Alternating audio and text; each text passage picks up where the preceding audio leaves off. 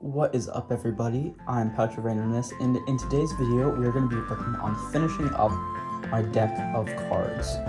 So I currently have 2 decks of cards. Here's one and here's another. And for the first one I have all the man cards completed, but for the second one I don't. I also don't have the weapon cards completed. So in this video that's what we're going to be doing. I'm going to be filling all these cards out with like little sketches and coloring them in. And then that way I'll be able to playtest my game fully soon, because I was able to use these to playtest before, but it's just way more fun playtesting when you have full arts on cards. And once I have playtested after I've been able to draw these cards, once I have my full playtest deck done and I've made a playtest video, then I can start really working on these final art cards that will be in the game when I purchase it from the game crafters. So without further ado, I might as well start making these cards, and can I show you the process behind it? If you've seen some of my short series, you probably already know kind of the general process. But anyway, let's jump right into this video.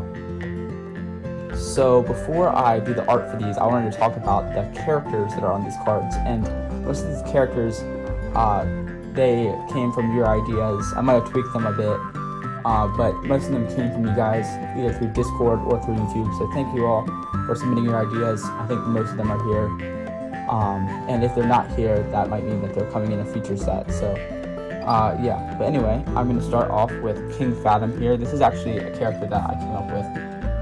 He's basically the leader of this really wise group of people, and I'll put up an image of him here, just like a drawing image of him.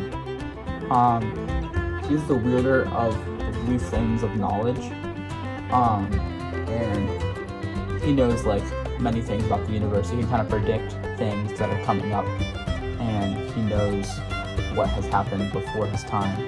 So yeah, he's the ruler of a really knowledgeable faction, but he doesn't always agree with like other people because they often know less than him. And he knows that he's the only one who knows what actually happened, the truth and everything. Okay, and then we have Cerulean. This is another idea that I came up with. I don't really know what this guy's gonna look like, but it's really just a play on words, because this is the Cerulean deck, so we have Cerulean.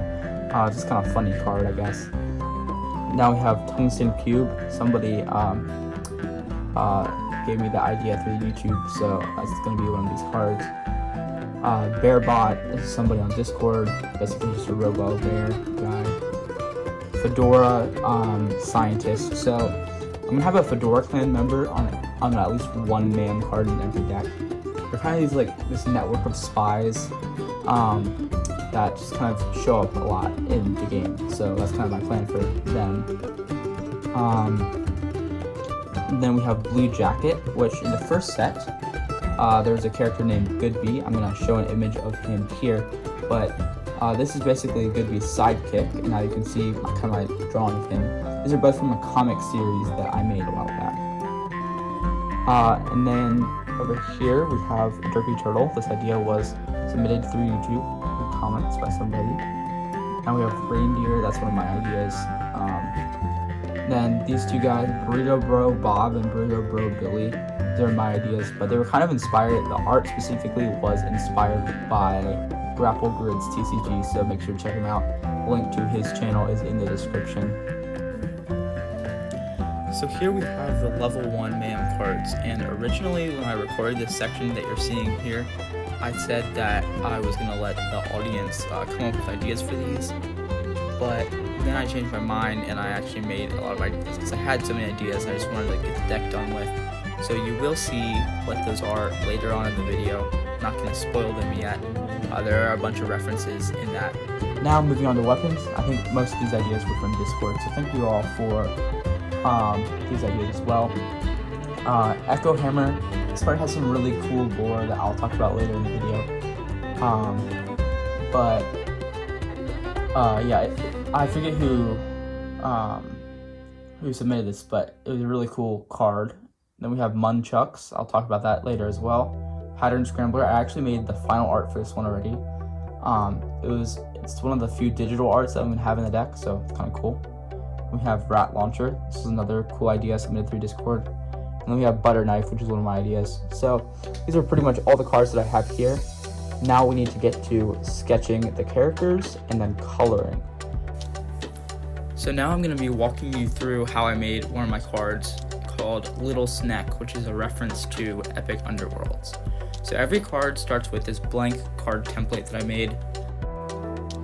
The yellow on the side represents that it's a mayhem card, so that's important to remember. Then I take an index card so I can start coming up with ideas and write the name of the card down, because that's what usually comes to my head first. Like I said, this is an Epic Underworlds reference. Then I start with this quick little sketch just to try and figure out what I want it to look like. I usually add a background or something so I know what that would look like. Then I try some other shapes out to see what works best. And in this instance, I actually think that the bottom right one looks best, so that's what I'm going to use for the card. Now for the card, I actually don't usually start with the background, but I did here. Then I added the little snack in. Then I wanted some color, so I went for my just regular colored pencils, because I don't use premium, because these are just Playtest. Those are the colors I decided to use. So I colored the snack red, and then I used orange for like his underbelly and also his spikes, and then some little bit of blue on the mountains, not too much though. And then I used some light blue for all like the little sharp points and peaks and like stones and stuff. Then I used purple because I wasn't actually expecting I would need this, but I needed another color. I just felt it was a little empty, so I brought that in, colored the mountains, colored the ground purple.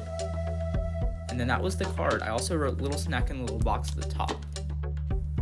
There are actually, however, two other things that I would normally do for cards. Write the lore, and then at the top where there's the box for the name, and the box above that, and then also like the little circle where the mayhem point value is, I usually color those in with colors that I used on the drawing. However, I'm not doing that on most of these cards just because I'm really only focusing on the art, and I will come up with lore later. I might actually ask you guys what you think lore for some of these cards could be. But anyway, I wanted to show you the rest of these cards. So I'm just going to do like a little montage here.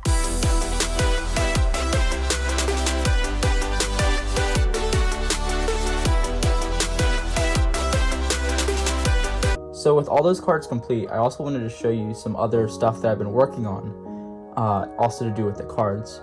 And that would be, I added a couple of new cards to the game. I took out some other cards, and I just kind of finally adjusted the deck so that their sizes were about what I wanted, because what I want to do is have 54 card decks so that it's good for the game crafter. It's just easy to put stuff together.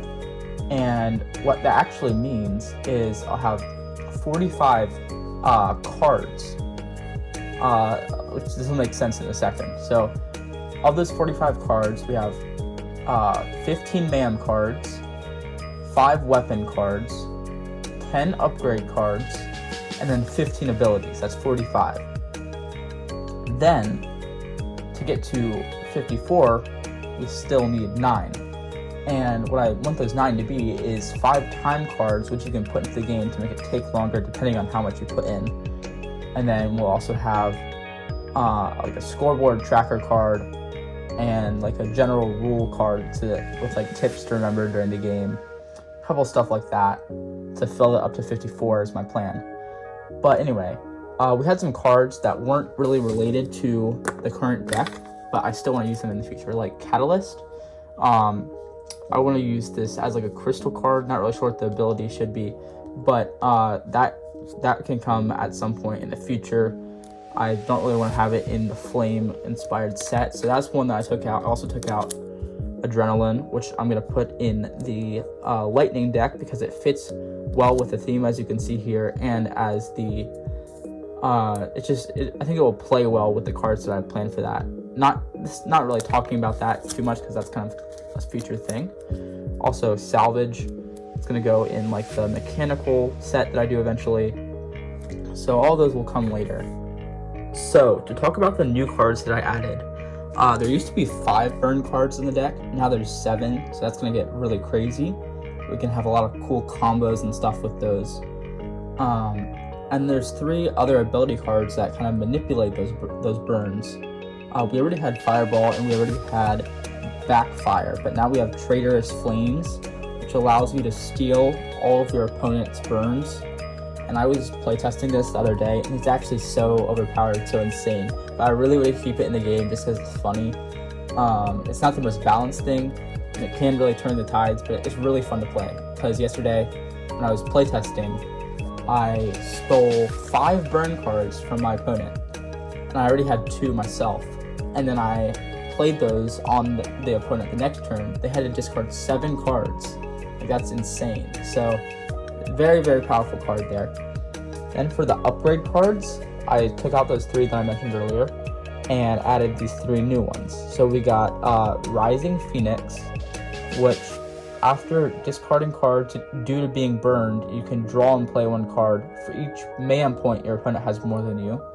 So it's kind of a good thing that happens amidst the bad thing that happened, like a reward for getting hurt, if that makes sense. Then we have Ring of Fire, which is just absolutely cruel. After you burn your opponent, they must reveal and discard 1 card from the draw pouch for each man point they have more than you. And I also used this the other day on my opponent, and a crazy thing that happened was, so they had 3 time cards in their deck, and you need to collect all 3 to win. And, well, as long, like, plus the 20 man points.